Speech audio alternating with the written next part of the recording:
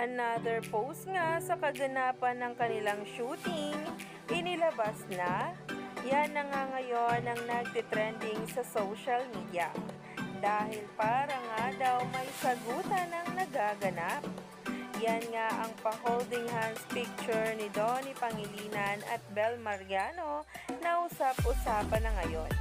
Alam din naman natin na sunod-sunod ang ganap nila aside sa taping nito sa kanilang upcoming teleserye na Can't Buy Me Love.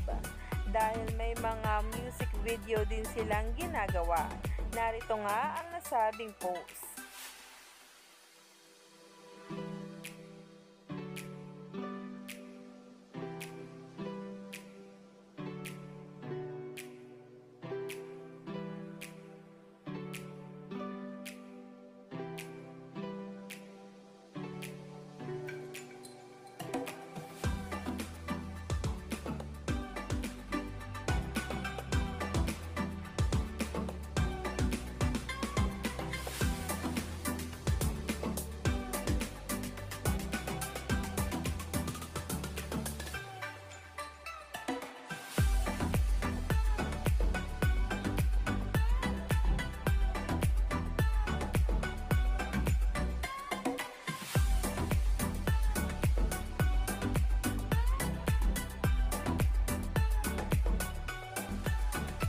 Umani nga agad ito ng samot-saring komento sa social media, kung saan ay himlay na himlay nga sila sa mga paayuda sa kaganapan ngayon ng maraming ang netizens at mga bola.